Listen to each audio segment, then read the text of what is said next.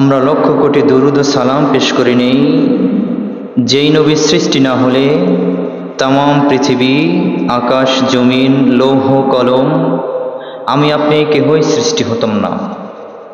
সেই বিশ্ব নবী সরকারে দো আলম, সৈয়দুল মুরসালিন, শফি আল মুজনিবিন, নূরে মুজাসসাম, রসুল আকরাম হজরত মুহাম্মদ মুস্তফা সাল্লাল্লাহু আলাইহি ওয়াসাল্লামের উম্মত হিসেবে আমাদেরকে এই পৃথিবীর মধ্যে প্রণয়ন করেছেন। এজন্য শুকরিয়া আদায় করি, আর একবার পড়ি আলহামদুলিল্লাহ। সম্মানিত হাজরিন, আমি আমার খুতবার শুরুতেই পবিত্র কুরআনুল কারীম থেকে 114টি সূরার মধ্য থেকে একটি সূরা তেলাওয়াত করেছি। আজকে আমরা সেই সূরাটির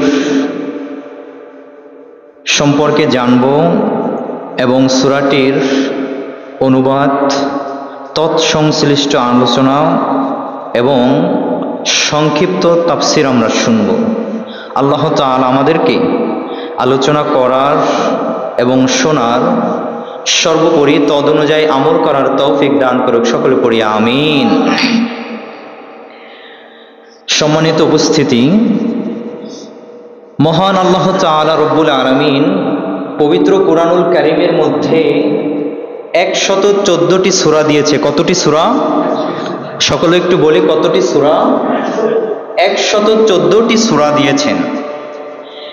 এই 114টি সূরার মধ্যে আজকে আমরা যে সূরাটির ব্যাপারে কথা শুনব, এই সূরাটি হলো 95 নাম্বার সূরা। কত নাম্বার? 95 নাম্বার সূরা। এই সূরাটির নাম হলো সূরা 3। কি সূরা? সূরাতুত 3।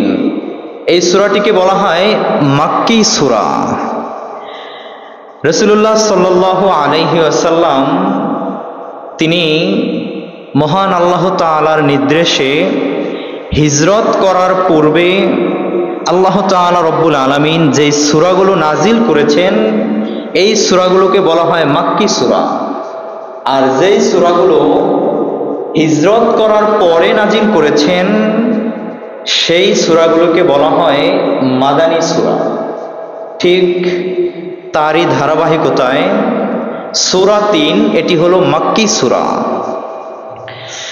সূরাটির 3 শব্দের অর্থ ডুমুর ফল। কি ফল? ডুমুর। এবং এই সূরাটির মধ্যে মহান আল্লাহ তাআলা শব্দ সংখ্যা দিয়েছেন 34টি এবং আয়াত সংখ্যা দিয়েছেন 8টি এবং বর্ণ সংখ্যা দিয়েছেন 156টি।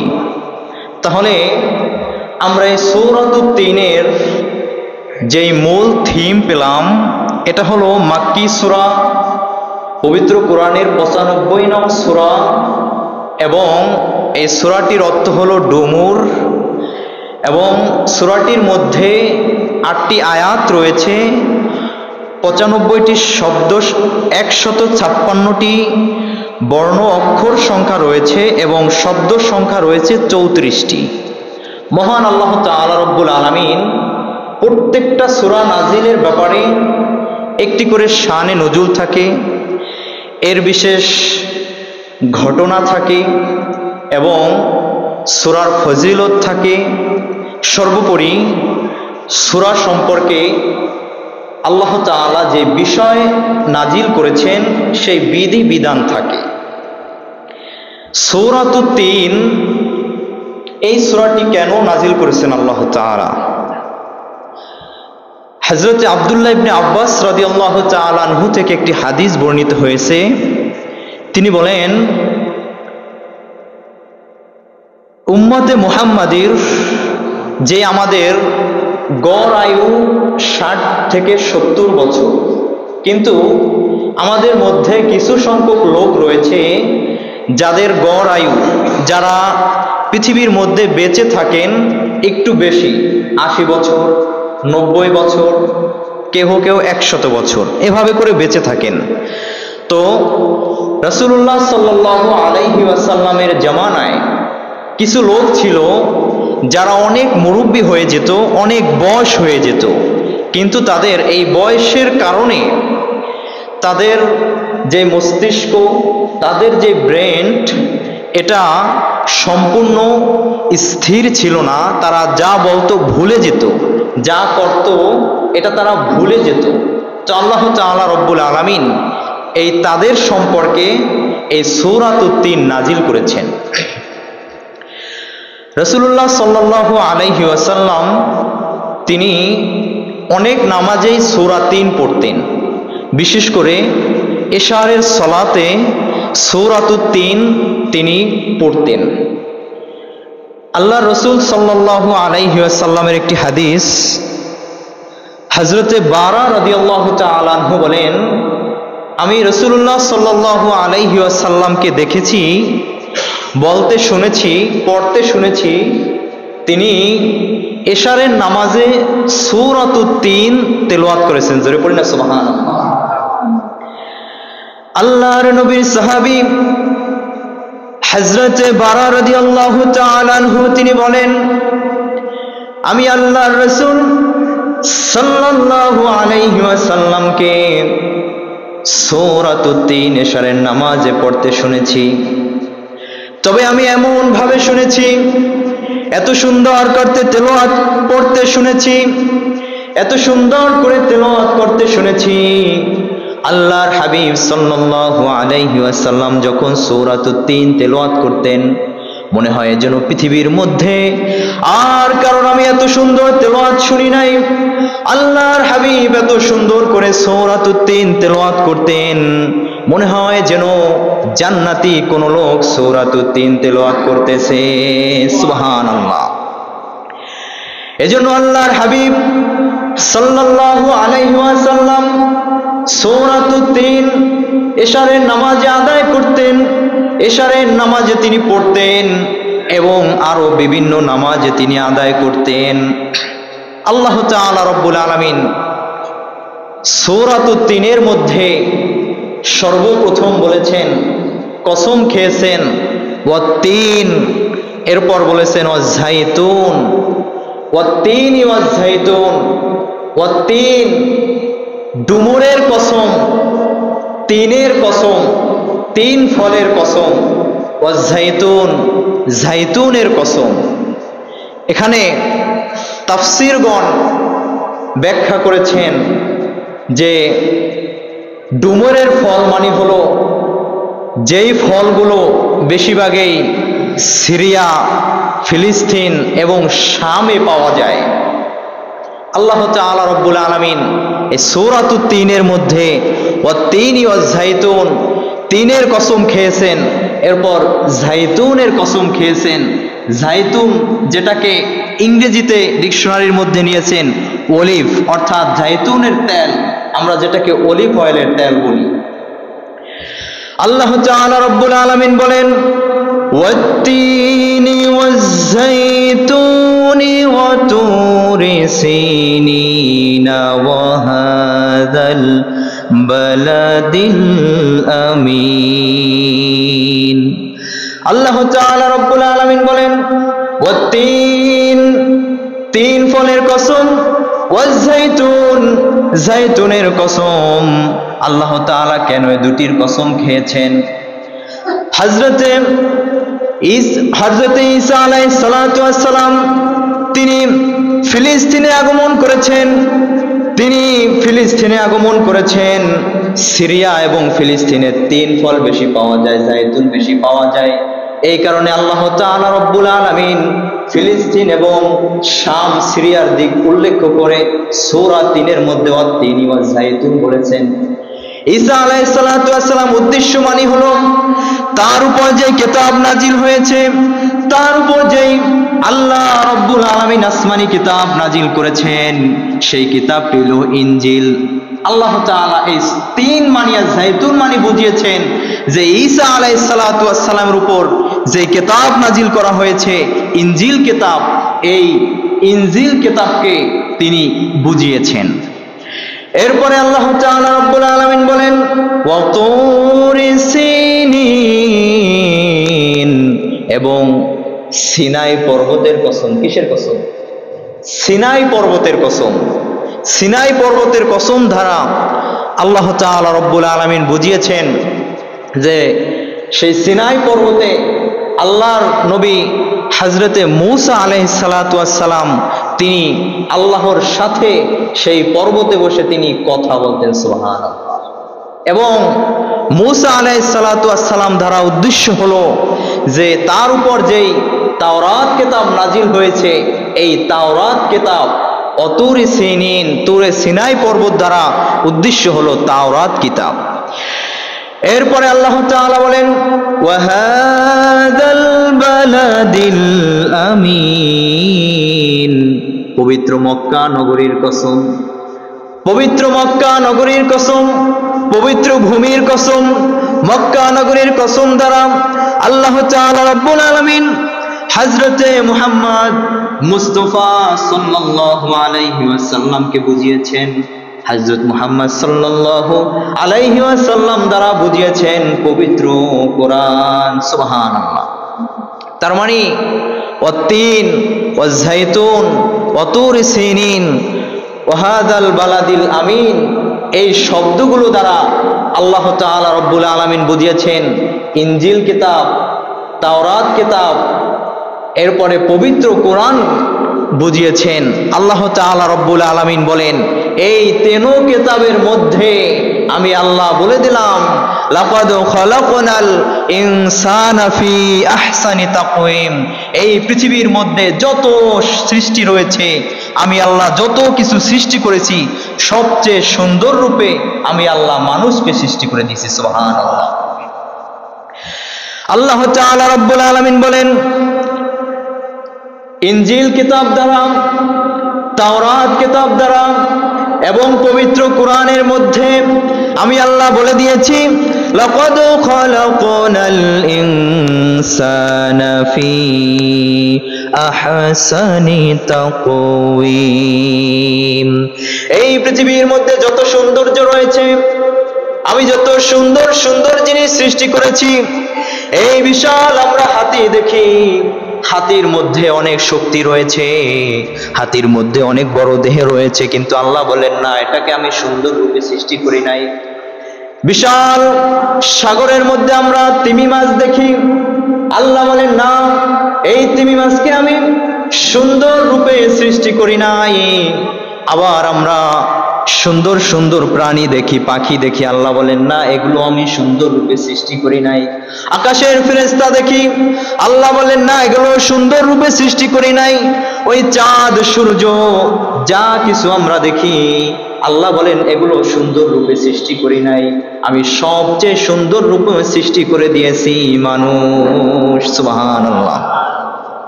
তার মানে আমরা আশরাফুল মাখলুকাত, আমরা মানুষ, আল্লাহ তাআলা রব্বুল আলামিন আমাদেরকে পৃথিবীর মধ্যে সবচেয়ে সুন্দর রূপে সৃষ্টি করেছেন, সবচেয়ে কাঠামো দিয়ে, অবয়ব দিয়ে, আমাদের জ্ঞান দিয়ে, বুদ্ধি দিয়ে আল্লাহ তাআলা আমাদেরকে সবচেয়ে সুন্দর রূপে সৃষ্টি করেছেন। আমরা কিভাবে সুন্দর রূপে সৃষ্টি হলাম? আমাদেরকে কত সুন্দর সৃষ্টি করেছেন আল্লাহ তাআলা রব্বুল আলামিন। আমাদেরকে দুটি কান দিয়েছেন শোনার জন্য, দুটি চক্ষু দিয়েছেন দেখার জন্য, আবার আমাদেরকে নাক দিয়েছেন শ্বাস নেওয়ার জন্য, মুখ দিয়েছেন খাবারের জন্য। কিসের জন্য? খাবারের জন্য। একবার চিন্তা করে দেখতে পারেন যে এই মুখ, এই নাক একত্রে কিভাবে আমাদের সৃষ্টি করা হলো, কিসের জন্য? যে আমরা যখন একটি খাবার খাবো, একটি জিনিস মুখে নেব, আমাদের নাকই বলে দেবে এই খাবারটা বাসি নাকি এগুলো ভালো, নাকি এগুলো মন্দ, না এগুলো পচা, ঠিক কিনা? এই নাকই আমাদেরকে বলে দেয় যে এগুলো সুন্দর নাকি অসুন্দর। আল্লাহ তাআলা রব্বুল আলামিন আমাদেরকে শরীর দিয়েছেন, হাত দিয়েছেন কাজ করার জন্য। এমনকি পৃথিবীর মধ্যে মানুষই একমাত্র প্রাণী যারা দাঁড়িয়ে দাঁড়িয়ে মাথা উঁচু করে তারপর সব কাজ করে খায়, লয়, সব কিছু করে তারা দাঁড়িয়ে দাঁড়িয়ে মাথা উঁচু করে। জোরে বলুন না সুবহানাল্লাহ। এজন্য আল্লাহ তাআলা রব্বুল আলামিন বলেছেন, এই পৃথিবীর মধ্যে যা কিছু সৌন্দর্য রয়েছে, যা কিছু সুন্দর রূপে তৈরি করা হয়েছে, সব কিছু যে আমি আল্লাহ মানুষকে সর্বোত্তম রূপে সুন্দর করে সৃষ্টি করে দিয়েছি। সুবহানাল্লাহ। এরপরে আল্লাহ তাআলা সূরাতুত তিনের মধ্যে বলেন, সুম্মা রাদাদনাহু আসফালা সাফিলিন, এরপরে আমি এই মানুষদেরকেই হীনতাগ্রস্তদের মধ্যে সর্বনিম্নে হীনতায় তাদেরকে আমি পৌঁছে দেই। তার মানে হলো সর্বনিচু শ্রেণীর যারা রয়েছে তাদের মধ্যে আমি এই মানুষদেরকে পৌঁছে দেই। এখানে তাফসীরগণ দুইটি ব্যাখ্যা করেছেন। এক নাম্বার ব্যাখ্যা হলো, তাফসীরগণ বলেছেন যে মানুষ প্রথমে যখন পৃথিবীর মধ্যে আগমন করে ভূমিষ্ঠ হয়, তখন তারা বাচ্চা থাকে, ছোট থাকে, শিশু থাকে, তাদের জ্ঞান বুদ্ধি তেমন থাকে না। তারপর যখন আস্তে আস্তে করে বড় হয়, যৌবনকাল হয়, তারা যুবক হয়, তাদের মেধা শক্তি ক্লিয়ার হয়, সব কিছু মনে থাকে। এরপর আস্তে আস্তে ধীরে ধীরে ক্রমে ক্রমে আবার যখন তারা নিচু পর্যায়ে পৌঁছে যায়, বৃদ্ধ হয়ে যায়, তারপর আবার তারা সেই ছোটবেলার মতো, বাচ্চাকালে শিশুদের মতো আবার তারা সব ভুলে যায়, ঠিক না? তারা আবার সব ভুলে যায়। আল্লাহ তাআলা এটাই বলেছেন যে আমি প্রথমে এদেরকে উচ্চ বানিয়েছি, এরপর আবার তাদেরকে নিচু করে দিয়েছি। দ্বিতীয় নাম্বার তাফসীরগণ যে ব্যাখ্যা করেছেন, এটা হলো আল্লাহ তাআলা একথা বুঝিয়েছেন যে আমি মানুষদেরকে পৃথিবীর মধ্যে কত সুন্দর সুখ শান্তি দিয়েছি, ইবাদতের জায়গা করে দিয়েছি, ইবাদতের মাধ্যম দেখিয়ে দিয়েছি, আমি ইবাদতের পন্থা দেখিয়ে দিয়েছি, কিন্তু মানুষ এগুলো না করে তারা জাহান্নামের দিকে আস্তে আস্তে করে তারা জাহান্নামের দিকে নিজেদের পথ নিজেরাই অবলম্বন করে নিচ্ছে। তাই আমি তাদেরকে জাহান্নামের সর্বনিম্ন তলদেশে তাদেরকে পৌঁছে দিই। নাউযুবিল্লাহ। আল্লাহ তাআলা রব্বুল আলামিন বলেন, এই হীনতাগ্রস্তদের মধ্যে যাদেরকে আমি সর্বনিম্ন হীনতাগ্রস্ত বানাই, তবে তারা ব্যতীত তাদেরকে আমি বানাই না ইল্লাল্লাযীনা আমানু ওয়া আমিলুস সলিহাতি ফালাহুম আজরুন গায়রু মামনুন।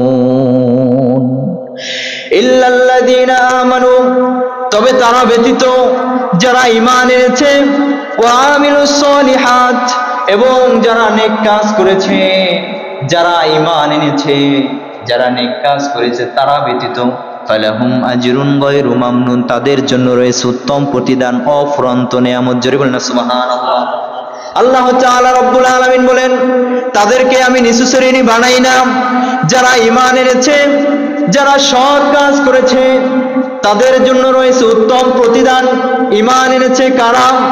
যারা আল্লাহ এবং তার রাসূলের প্রতি বিশ্বাস রেখেছেন।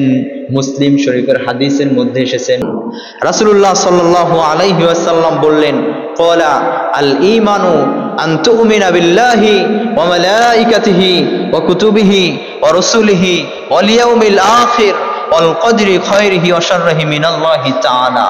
নবী করিম সাল্লাল্লাহু আলাইহি ওয়াসাল্লাম বললেন যে ঈমানটা হলো আল্লাহর প্রতি, আন তুমিনা বিল্লাহি, আল্লাহর প্রতি বিশ্বাস রাখা, ওয়া মালাইকাতিহি, সমস্ত ফেরেশতার প্রতি বিশ্বাস স্থাপন করা, ও কুতুবিহি, আল্লাহ তাআলা যত কিতাব নাজিল করেছেন, যত কিতাব নাজিল করেছেন, এই কিতাবের প্রতি বিশ্বাস স্থাপন করা, এটার নামই হলো ঈমান। এরপরে নবী করিম সাল্লাল্লাহু আলাইহি ওয়াসাল্লাম বললেন, ওয়া শাররিহি মিনাল্লাহি তাআলা, এবং তকদীরের ভালো মন্দর প্রতি বিশ্বাস স্থাপন করা, এটার নামই হলো ঈমান। এরপরে আল্লাহ তাআলা রব্বুল আলামিন পবিত্র কুরআনুল কারীমের মধ্যে সূরাতুত তিনের মধ্যে বললেন, এই যে আমরা ঈমান পেয়েছি, যে যারা ঈমান আনবে, যারা নেক আমল করবে, তারা ব্যতীত সকলেই সর্বনিম্ন স্তরের হীনতাগ্রস্তের মধ্যে তারা রয়েছে। এরপরে নেক আমল কি? নেক আমলের ব্যাপারে হাদিস শরীফের মধ্যে অসংখ্য অগণিত জায়গার মধ্যে রয়েছে। দান সদকা করা, সালাম দেওয়া, তাহাজ্জুদ পড়া, যত ভালো কাজ রয়েছে এগুলোই হলো নেক আমল। এরপরে আল্লাহ তাআলা রব্বুল আলামিন সূরাতুত তিনের মধ্যে বলেন, ফামা ইউকাযযিবুকা বা'দু বিদ্দীন। অতএব যারা কারা রয়েছে এই এত সুন্দর নিয়ামত দেওয়ার পরও যারা এই দিনের ব্যাপারে তারা মিথ্যা প্রতিপন্ন করবে। আল্লাহ তাআলা রব্বুল আলামিন বললেন এর পরের আয়াতে, আলাইসাল্লাহু বিআহকামিল হাকিমিন। আল্লাহ তাআলা কি সর্বশ্রেষ্ঠ বিচারকের বিচারক নয়? আল্লাহ তাআলা কি সর্বশ্রেষ্ঠ বিচারকদের মধ্যে সর্বশ্রেষ্ঠ বিচারপতি নয়? আল্লাহ তাআলা প্রশ্ন করে বলেছেন যে আল্লাহ তাআলা কি সর্বশ্রেষ্ঠ বিচারক নয়? অতএব হাসরের ময়দানে আল্লাহ তাআলা রব্বুল আলামিন যখন বিচার করবেন আমাদেরকে, তখন সর্বশ্রেষ্ঠ সর্বসুন্দর, যার মধ্যে কোনো খাপ থাকবে না, কোনো দুই নম্বরই থাকবে না, এই বিচার আল্লাহ তাআলা আমাদেরকে ধরে ধরে তারপর আল্লাহ তাআলা করবেন। তো আমাদের সূরাতুত তিনের মধ্যে আল্লাহ তাআলা যে শিক্ষাটা দিয়েছেন, যেই আমাদেরকে পৃথিবীর মধ্যে যে আলোক রশ্মি দিয়েছেন, এটা হলো যে আমরা পৃথিবীর মধ্যে সর্বশ্রেষ্ঠ মাখলুকাত এবং আল্লাহ তাআলা যা কিছু সৃষ্টি করেছেন এর মধ্যে সবচেয়ে সুন্দর রূপে আল্লাহ তাআলা আমাদেরকে সৃষ্টি করেছেন। সৃষ্টি করার পর আল্লাহ তাআলা বলতেছেন যে আমি তো সর্বশ্রেষ্ঠ মানুষকে সৃষ্টি করেছি, করার পরে আমি তাদেরকে জাহান্নামের তলদেশে নিয়েছি। তবে তারা ব্যতীত এই কাজগুলো যারা করবে, যারা ঈমান আনবে, যারা নেক আমল করবে, এরপর যারা দৈনিক এই আমাদের নেক আমল ঈমান আনা যে কাজগুলো করবে, এগুলো ব্যতীত যারাই বিফলে যাবে, যারাই অন্য পথে যাবে, যারাই বিপথে যাবে, তাদেরকে আল্লাহ তাআলা ধরে ধরে তারপর জাহান্নামের তলদেশে নিচে তারপরকে তাদেরকে পতিত করবেন। জাল্লাল্লাহু নাউযুবিল্লাহ। তো আল্লাহ তাআলা রব্বুল আলামিন আমাদেরকে এই সূরাতুত তিনের সম্পূর্ণ শিক্ষা এবং তদ অনুযায়ী আমল করার তৌফিক দান করুক। সকলে পড়ি আমিন।